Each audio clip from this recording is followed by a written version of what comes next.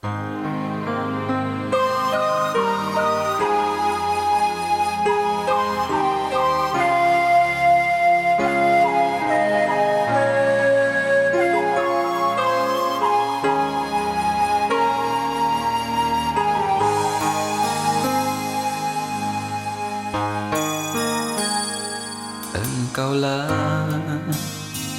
ingin ku turut, ya Tuhanku, ya Yesusku.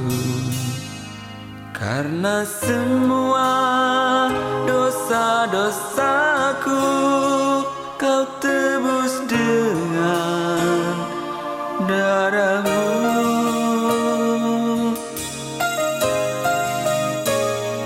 Meskipun di dunia ini ku peroleh segala-galanya, namun yang selalu ku rindu hanyalah. Pada pagi hari ini kami yakin dan percaya karena Kau berhadirat bahwa sesuatu telah berubah dalam kehidupan kami Tuhan. Bahwa kami Tuhan Kau berkati, bahwa kami Kau lepaskan Tuhan, bahwa Kau beri kemenangan dalam kehidupan kami Tuhan. Sehingga kami adalah umat-umat-Mu yang bebas, kami anak-Mu adalah anak-anak-Mu yang menang Tuhan. Karena Engkau telah menang mengalahkan maut, dan Kau telah naik ke surga dan memberkati kami penuh dengan berkat dan sukacita yang daripada Tuhan. Kami siap untuk memuji memuliakan nama-Mu Tuhan. Hanya nama Tuhan saja yang kami tinggikan, hanya nama Tuhan yang kami permuliakan.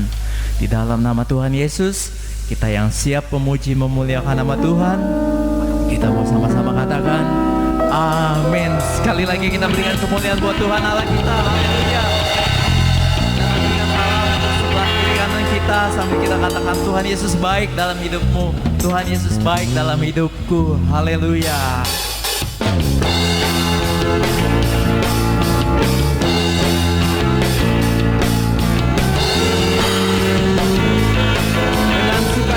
Kita mau sama-sama katakan sukan nama Yesus, maju nyatakan kuasa-Nya. Kita buat iblis gemetar, kalahkan budayanya dengan kuasa namanya.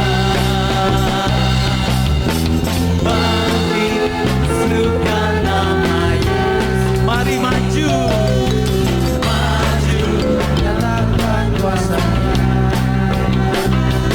Kita buat iblis gemetar, kalahkan tipu dayanya dengan kuasa namanya. Nama Yesus menang Tuhan.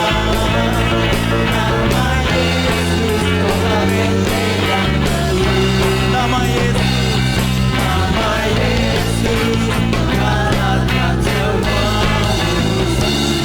Nama Yesus di atas. Sama-sama kita katakan dari awal. Haleluya.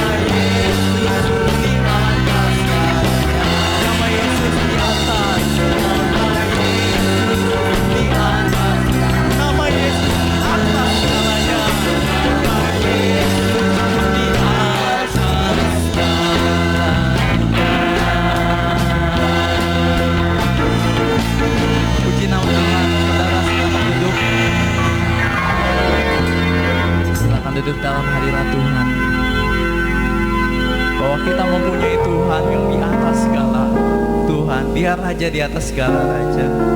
Ya Yesus yang mengasihi kita. Puji nama Tuhan, saudara. Sebentar kita akan dengarkan firman Tuhan. Mari kita siapkan hati dan pikiran kita untuk menerima firman Tuhan. Kembali kita teduhkan hati kita.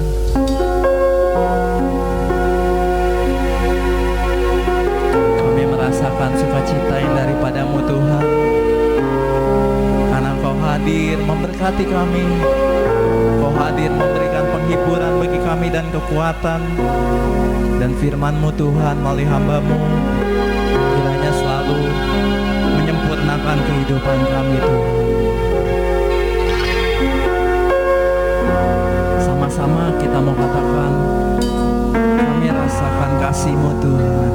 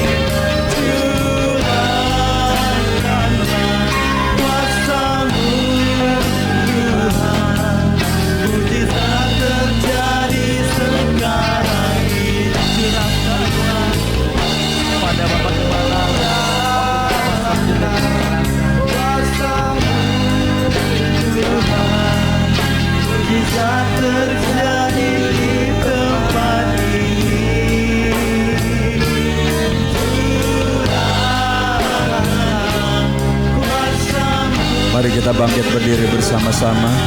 Kita akan masuk dalam doa.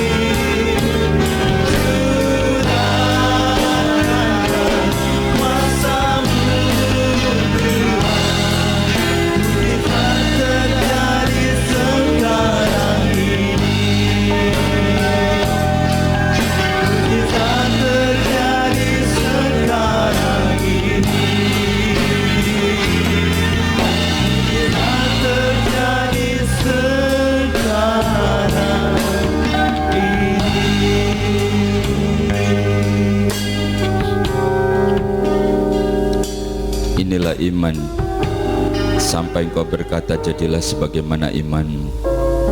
Dan Engkau membimbing kami, mendidik kami melalui kejadian demi kejadian, melalui perkara demi perkara yang kami lewati setiap hari. Dan semuanya itu membuat kami semakin bertumbuh, semakin mengenal Engkau secara pribadi. Dan hari ini Tuhan, pada hari Sabat, hari yang diberkati oleh Engkau, hari yang Engkau berkata bahwa Engkau sendiri ingin bertemu dengan kami umat-Mu, padahal sesungguhnya kamilah yang perlu Engkau Tuhan. Kami datang dengan ucapan syukur bahwa sesungguhnya kami ada sebagaimana kami ada saat ini adalah anugerah-Mu semata-mata. Masih ada tempat untuk kami bernaung, masih ada rezeki untuk kami makan, masih ada sanak keluarga, handai tolan yang mengasihi kami.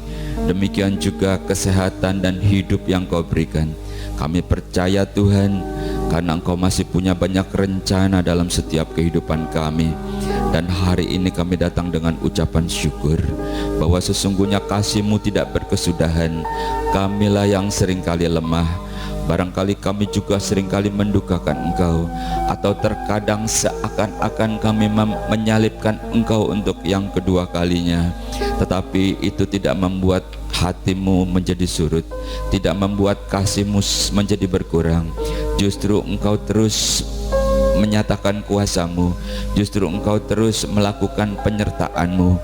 Dan kami percaya Tuhan, Engkau yang maha besar, Engkau bukan cuma mengatur jagat raya, tapi Engkau masih pegang kendali atas hidup kami. Biar kiranya segala puji dan sembah serta hormat kami naik ke hadapan hadirat-Mu dan menyenangkan hati-Mu Tuhan.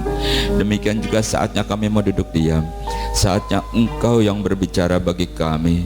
Firman-Mu adalah kebenaran, firman yang hidup, firman yang berkuasa, firman yang menyembuhkan, firman yang menghiburkan, firman yang membuka jalan di mana tiada jalan.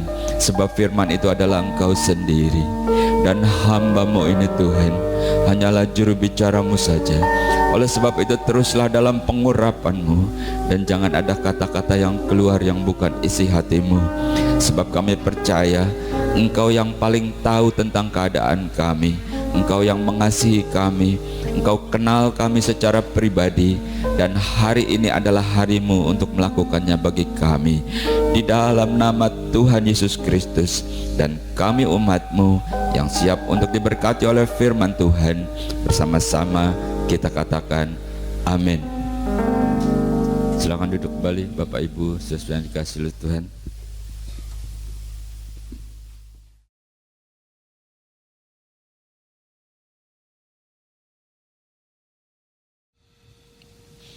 Selamat berjumpa kembali Bapak Ibu sesuai yang dikasihi oleh Tuhan. Pada hari ini kembali kita beribadah. Tentunya kita beribadah mengucap syukur karena sehari demi sehari Tuhan memelihara kita. Banyak masalah, banyak persoalan, Tuhan memberikan kekuatan. Kalaupun mungkin belum selesai hari ini, bukan berarti Tuhan itu kalah, bukan berarti Tuhan tidak sanggup. Banyak hal yang bisa Dia mau buat. Mungkin Dia ingin kita lebih bersabar, mungkin Dia ingin kita itu lebih tekun, mungkin Dia ingin kita itu lebih berharap lagi sepenuhnya. Tapi kita harus percaya bahwa apa yang Tuhan buat adalah yang terbaik buat kita. Kenapa demikian? Karena kita tahu Dia mengasihi kita. Kita akan baca dulu satu ayat, demikian firman Tuhan. Mazmur pasal 102 ayat yang kedua, demikian firman Tuhan. Tuhan, dengarkanlah doaku, dan biarlah teriakku minta tolong sampai kepadamu.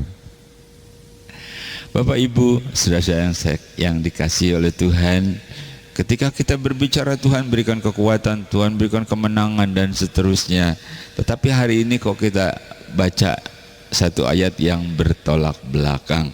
Ini adalah satu doa dari seorang yang penuh dengan sengsara, dari suatu doa di mana suatu doa yang memohon agar Tuhan dengar, akan Tuhan perhatikan sengsaraku.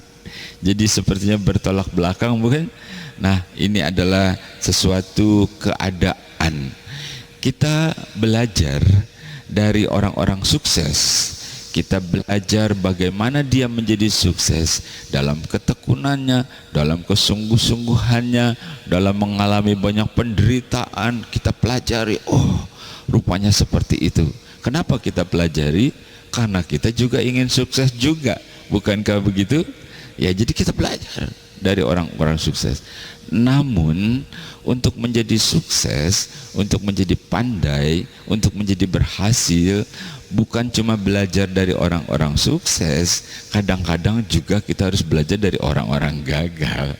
Ya, bukan berarti kita pengen gagal, kita juga mau tahu apa sih masalahnya, dan itu artinya kegagalan itu jangan kita ikut-ikutan gagal, begitu ya. Jadi belajar itu tidak harus dari orang sukses, kadang-kadang dari orang gagal pun kita bisa belajar. Kasih contoh deh, misalnya Simpson gitu ya. Simpson itu anasir Allah.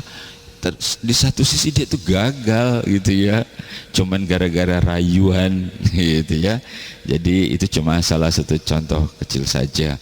Jadi yang kita baca tadi adalah sesuatu doa dari orang yang sengsara, orang yang kepepet, orang yang terhimpit, terjepit, dan seolah-olah gitu, Tuhan dengar nih gitu ya, engkau lihat sengsaraku gitu ya. Saya mau bilang nih, masih untung masih sengsara lalu ingat Tuhan. Yang paling ciloko, yang paling celaka itu kalau udah sengsara terus kabur, ya ujung-ujungnya cuma satu, neraka gitu ya. Dan ini sengsara tapi dia ingat Tuhan gitu. Tuhan dengarlah doaku, lihat sengsaraku gitu ya. Dan kita bahas ya, kenapa sih kok beribadah datang kepada Tuhan itu begitu sukar, padahal kan kita selalu dengar Allah yang mengasihi, Allah yang selalu peduli, Allah yang tidak pernah menolak gitu ya, Allah yang murah hati. Tetapi bukan nggak mungkin ya ada pribadi yang berkata, ternyata Allah itu beda kepadaku dan beda kepada dia gitu. Nah, kenapa beribadah kepada Allah itu atau datang kepada Allah itu terkadang begitu sukar gitu dalam perasaan beberapa pribadi? Coba deh sekarang kita akan kupas ya sedikit-sedikit saja supaya kita renungkan, supaya kita lebih lebih tangguh gitu ya. Kita akan baca Yesaya pasal 59 mulai ayat yang pertama. Sesungguhnya tangan Tuhan tidak kurang panjang untuk menyelamatkan, dan pendengarannya tidak kurang tajam untuk mendengar. Tetapi yang merupakan pemisah antara kamu dan Allahmu ialah segala kejahatanmu, dan yang membuat dia menyembunyikan diri terhadap kamu sehingga ia tidak mendengar ialah segala dosamu. Halo, tadi kita baca ya, Tuhan dengar doaku, Tuhan ini kau lihat nih aku. Nabi Yesaya dalam ilhaman Roh Kudus bilang, sebenarnya tangan Tuhan itu enggak kurang panjang untuk menyelamatkan. Telinganya Tuhan itu tidak kurang tajam untuk mendengar doamu. Jangankan kau berteriak sampai tetangga dengar, ketika engkau nangis di dalam hati saja Allah sudah bisa mendengar tangisanmu. Tapi kenapa gitu ya? Tapi kenapa kenyataannya begitu sukar bahkan mencari Allah? Dan Allah kasih tahu melalui Nabi Yesaya, itu loh kejahatanmu, itu loh dosamu. Kalau Taurat jangan membunuh, jangan berzina, jangan begitu. Oh, itu mah kelihatan, jelas itu.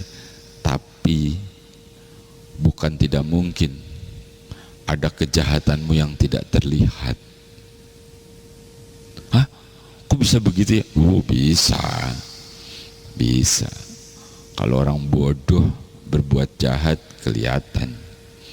Kalau orang pinter keblinger, dia bisa berbuat jahat dan tidak kelihatan. Maksudnya tidak kelihatan oleh manusia, tetapi Allah bisa lihat sampai ke dalam, sampai ke tulang sum-sum kita juga dia bisa lihat.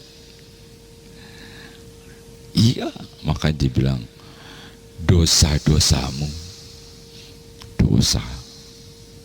Aku orang baik loh, aku baik, aku sedekah kan, ikhlas, rela, nggak apa-apa, sedekah, kasih, baik toh, baik. Apalagi aku orang baik, memberi dan lain-lainnya. Apakah itu semua bisa menutupi ketika engkau berbuat sesuatu yang tidak ketahuan oleh siapapun? Dosa adalah dosa, sehingga pada suatu saat ketika engkau mendapat kesulitan, ya toh, dunia aja bisa bilang, hati-hati kau, hidup itu seperti roda, ya gitu kan katanya ya. Sekarang kau di atas, ntar kau di bawah, itu filsafat dunia. Hati-hati kau, gitu. Dan benar, ketika suatu saat kau ada di bawah, kau mulai berpikir, kemana tuh yang udah aku tolongin, yang dulu aku beri pinjaman, pada kemana mereka tuh, yang dulu aku berbuat baik sama mereka? Wah, nggak ada. Kalau engkau sukses, semua orang datang, dan kalau perlu mengaku saudara. Ketika engkau susah, nggak ada satupun yang datang. Jangan kaget, Yesus pun begitu, disalib, lihat kiri kanan, wah nggak ada, malah mereka mencemooh. Jangan kaget, Ayub juga orang baik, ketika sakit, ketika mengalami sesuatu, nggak ada yang memberikan kata-kata penghiburan gitu ya, malahan ngata-ngatain, ya elah Ayub, sadarlah kau, mungkin kau berdosa tuh. Kenapa? Buktinya kau sakit, buktinya anak-anakmu pada meninggal, buktinya banyak bencana. Nggak mungkin Yub, nggak mungkin. Allah itu baik. Kalau kamu nggak berdosa itu nggak mungkin, pasti kau berdosa tuh. Orang udah lagi susah, malah dikata-katain, dituduh-tuduh. Itu ibaratnya udah jatuh tertimpa tangga pula. Kesian si Ayub. Jadi jangan kaget ya. Bahkan yang kita sedang bahas ini, bahkan ketika dia datang kepada Allah, Allah juga seakan-akan gak denger. Bahkan kata Nabi Yesaya, Allah seakan-akan ngumpet, menyembunyikan dirinya loh. Kok begitu ya? Aneh. Oh ternyata lalu dikasih tahu, yang begitu karena kejahatanmu, karena dosa-dosamu. Jadi jangan gengsi, jangan merasa aku ini orang benar, orang baik. Datanglah kepada Tuhan dengan kerendahan hati. Tuhan, ini aku, nggak ada yang tersembunyi di hadapanmu. Siapapun kita, saya pribadi. Kau pikir berdiri di sini itu gampang? Sudah berjam-jam di bawah kaki Tuhan. Tuhan, layakkan aku, karena sesungguhnya kita itu tidak layak di hadapan Tuhan, hanya anugerah. Jadi ternyata Tuhan baik, dia kasih tahu. Kalau Tuhan Allahnya itu maha kuasa, dia nggak usah susah-susah ngurusin urusanmu, ya cuman dengan satu kata juga cukup. Ketika menciptakan, jadilah terang, jadilah siang, jadilah laut, jadilah itu, cuman ngomong doang. Artinya terlalu besar, terlalu berkuasa. Terus urusan kita, urusan makan, urusan sehari-hari, urusan cosengli, emang berat buat kita, buat Allah mah gampang. Tetapi kenapa? Dan dikasih tahu. Itu sebabnya dalam kegagalan pun itu ada suatu pelajaran dari Allah untuk kita lebih baik, untuk kita lebih memberkati, untuk kita menikmati. Kita baca satu ayat ya. Yeremia pasal 5 ayat yang ke-25, demikian firman Tuhan. Kesalahanmu menghalangi semuanya ini, dan dosamu menghambatkan yang baik daripadamu. Jadi ternyata dari kesalahan-kesalahan kita, jadi kita nggak bisa menerima kebaikan-kebaikannya Tuhan. KTP-mu udah bener, ibadahmu juga mungkin udah bener, engkau nyumbang juga udah bener, apalagi sumbanganmu gede lagi, ya udah pasti dihormatin bukan? Tapi belum tentu di hadapan Tuhan. Ketika engkau menghadapi masalah, engkau teriak-teriakan, terus temanmu bilang, tuh kan roda sekarang ada di bawah kau. Halo? Yeremia bilang, itu kesalahanmu sehingga engkau tidak bisa menikmati. Tuhan bilang, segala kebaikan Tuhan itu milik kita. Kenapa? Karena kita diadopsi jadi anaknya, tapi nggak menikmati. Sayang ya, sayang banget. Tetapi sekali lagi firman ini mengajarkan, menyucikan, dia kikis tuh yang apa yang tidak baik menjadi bersih. Bukan untuk Tuhan, Tuhan mau biasa-biasa aja, untuk kebaikan kita, sehingga kita bisa menerima segala kebaikan Tuhan dalam hidup kita. Tidak lagi kau berkata Tuhan itu membeda-bedakan, kalau dia dengar doanya aku enggak. Halo? Tidak lagi kita berkata Tuhan itu pilih kasih, dia dikasih aku enggak. Kalau pendeta kali iya kali ya, tapi di sini pendeta-pendeta baik semua, apalagi gereja Betel, pendeta baik semua ya. Halo? Kalau dia sumbangannya gede itu dihormatin tuh. Kalau dia sumbangannya kecil nggak dianggap. Apalagi kalau datangnya disambut toh, sambut. Kalau naik mobil juga dilihat jenisnya apa, ya. Mobilmu mereknya apa? Kalau dari makanannya kelihatan toh. Kalau yang makanannya rumput beda sama yang makanannya daging. Kalau yang makanannya daging tuh apa? Jaguar, Cougar, tuh Tiger. Kalau ini kan maaf ya, Kijang, apa yang bertanduk tuh gitu ya, Panther. Beda. Kok parkirnya semua pojok. Nah ini sebelah sini. Halo, di sini nggak ada pendeta gereja Betel Indonesia top mengasihi, ya.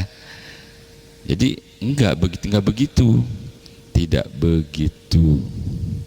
Nah, segala kebaikan Tuhan bisa kita nikmati Dan Tuhan ajarkan, koreksi diri, datang sama Tuhan, sujud, ya sujud. Seperti saya begitu, hamba-hamba Tuhan juga kita sujud sama Tuhan. Tuhan, aku ini sesungguhnya nggak layak, sucikan, kuduskan. Ya, oke. Sekali lagi kan awalnya kita bilang kita belajar dari kegagalan yang seorang berdoa nih ya. Yang kedua,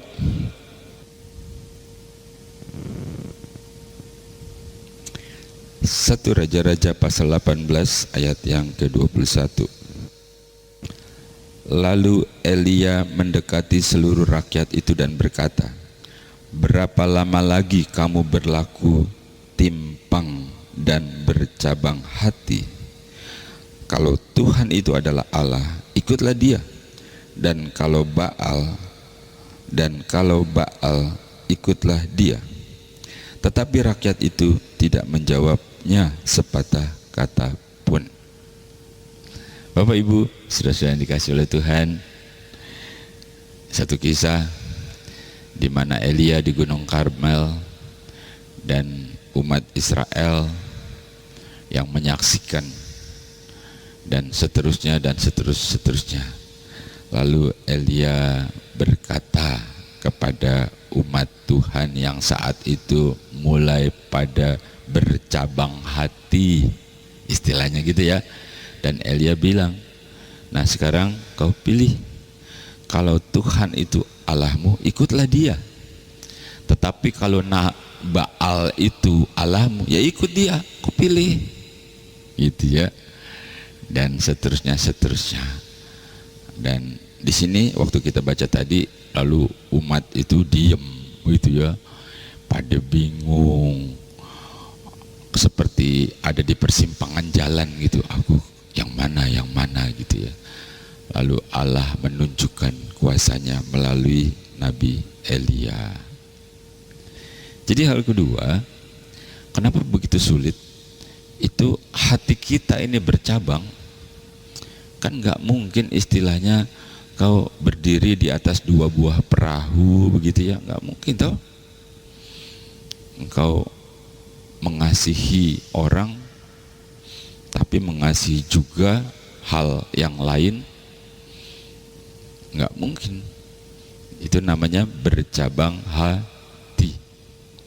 Jadi apa sih yang kita bisa tarik pelajaran dari sini?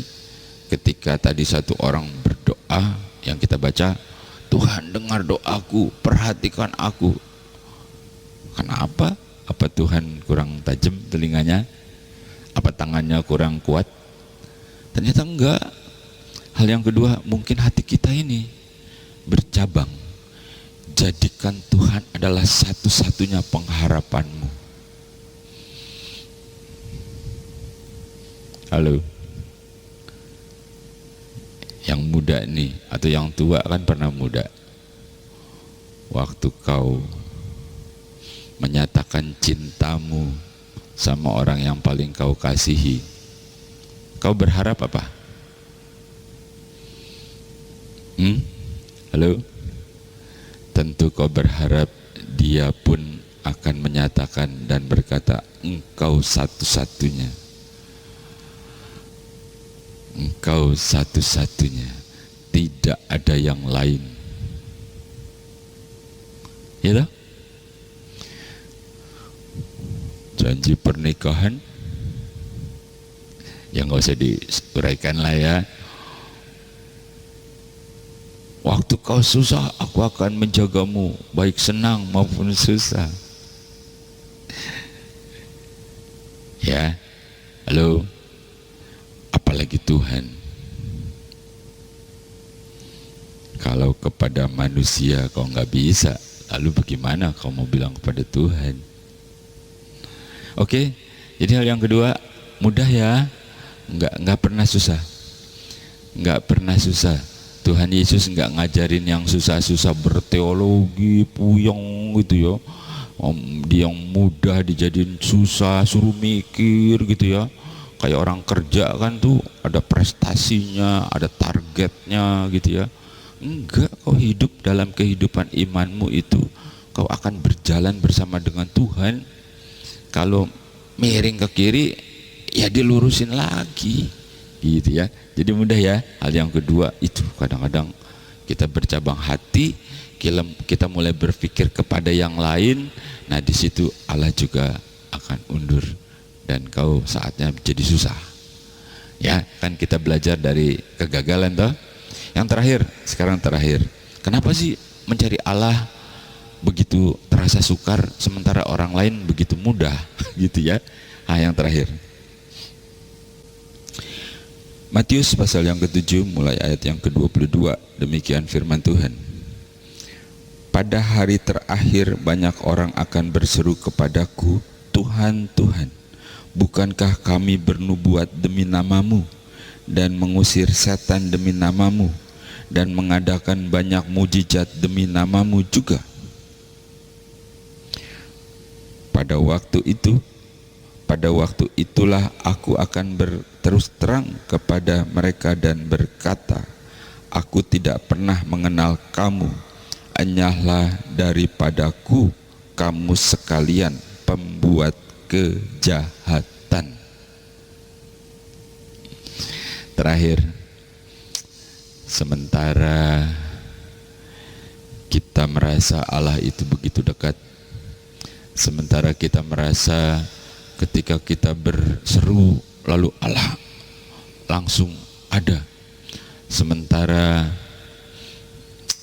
setiap hari kita merasakan bagaimana Tuhan menolong kita waktu kita berniaga, waktu kita berbisnis, waktu kita bekerja, waktu atau yang di rumah, ibu rumah tangga, engkau begitu merasakan Allah itu, dia hadir dalam bentuk sukacita di rumahmu, dalam bentuk pertolongan.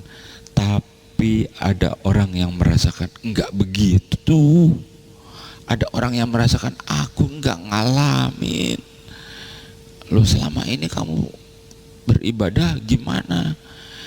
Ya kata teman-temanku, kau bisnis pusing, stres, ke gereja deh. Di gereja enak loh, adem AC-nya, ada tari-tariannya tuh. Udah gitu pendetanya lucu, suka ngelucu-ngelucu gitu. Jadi kita terhibur, ke gereja deh. Begitu ya. Di sini sih nggak ada. Ya.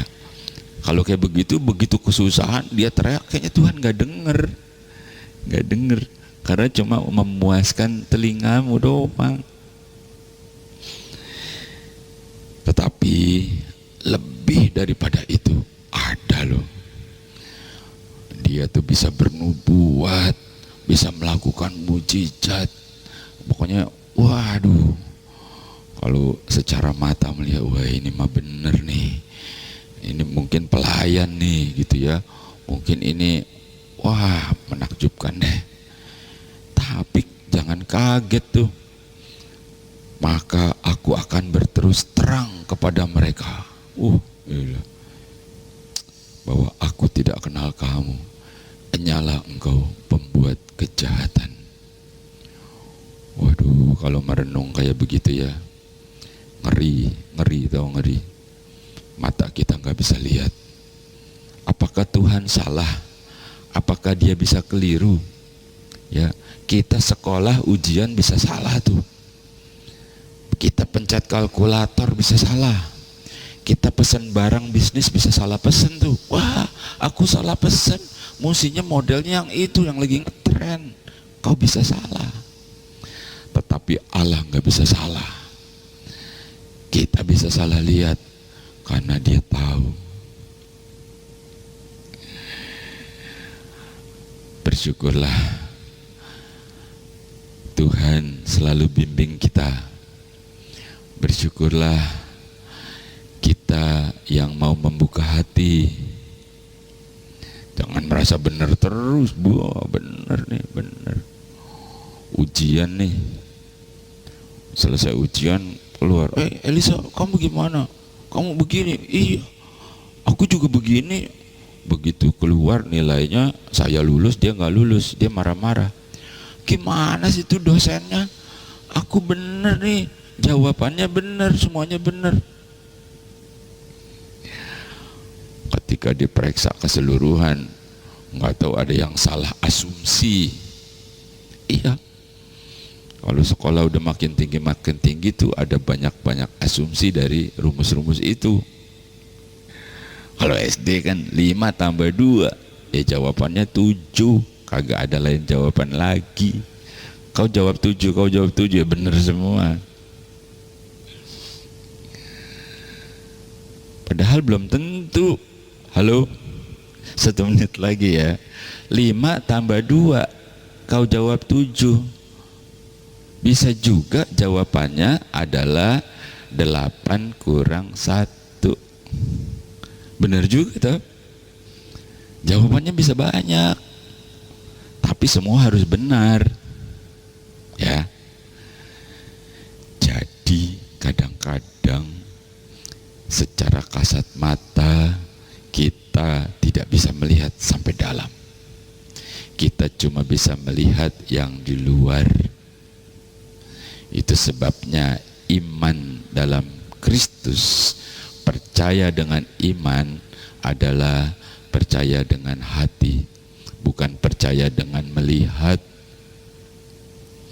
Itulah iman.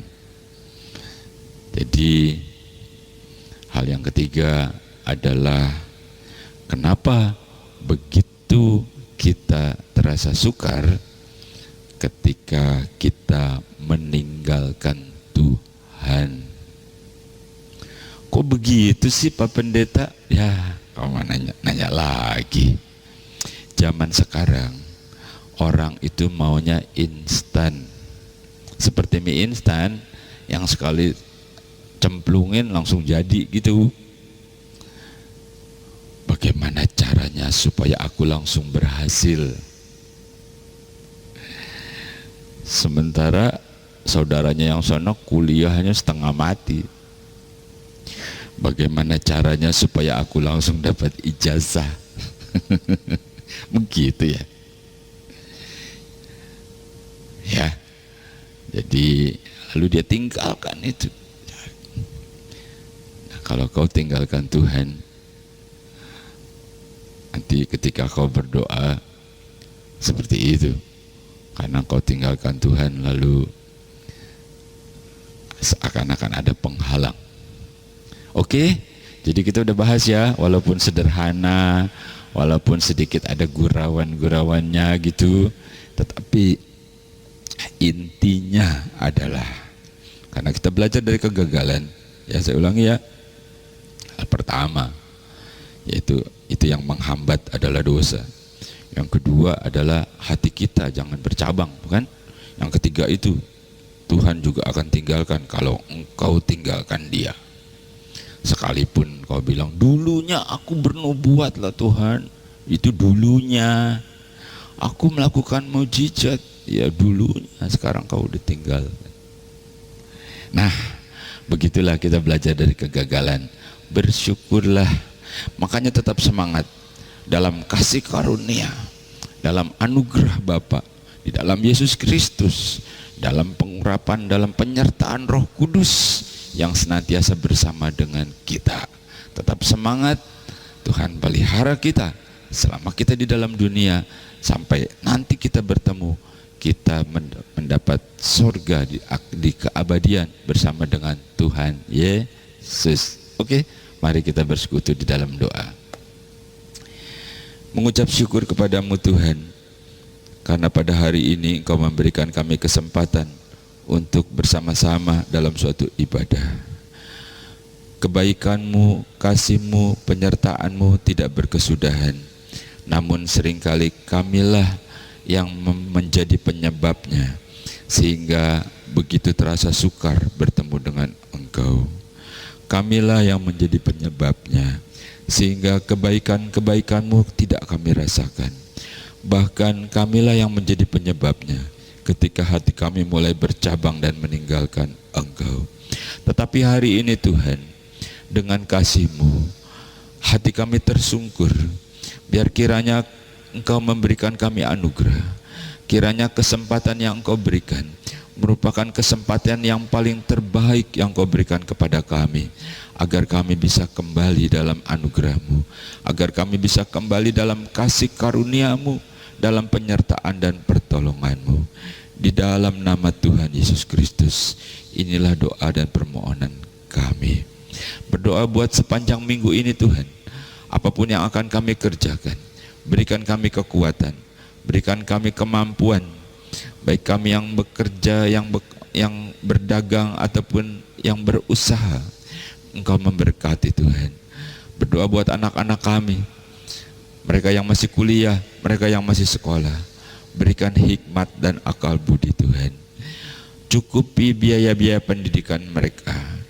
Demikian juga Tuhan, Kau jagai ketika mereka dalam perjalanan, Engkau jagai dalam pergaulan mereka. Kami percaya Tuhan, bahwa anak-anak kami adalah milik-Mu yang Kau percayakan kepada kami. Itu sebabnya Engkau yang akan merajut masa depan yang terbaik bagi mereka. Yang sudah tidak bekerja sekalipun Tuhan, Engkau cukupi dengan cara-Mu yang ajaib. Berkati anak-anaknya, berkati cucu-cucunya Tuhan. Kau berikan kesehatan, Kau berikan umur panjang. Terima kasih buat hari ini, buat kesempatan dalam ibadah. Kami percaya ini bukan suatu kebetulan, karena Engkau terus akan membersihkan sampai kami menjadi suci dan kudus dan menerima seluruh kebaikan-Mu. Dan kembalikan kami pada saat-saat berikutnya, seperti hari ini, saat kami mengucap syukur dalam suatu ibadah. Di dalam nama Tuhan Yesus Kristus, inilah yang menjadi doa dan ucapan syukur kami. Dengan iman, dengan percaya, dengan sukacita, kita terima berkat Tuhan. Bersama-sama kita katakan amin.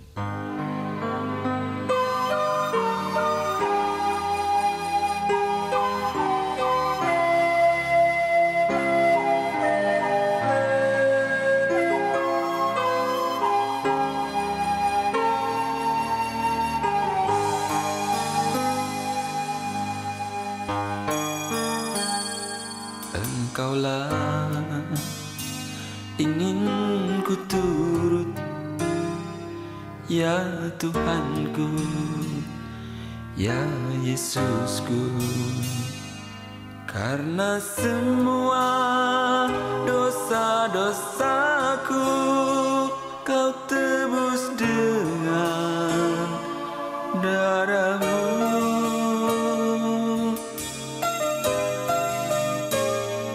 Meskipun di dunia ini ku peroleh segala-galanya, namun yang selalu ku rindu hanyalah kasih-Mu Tuhanku.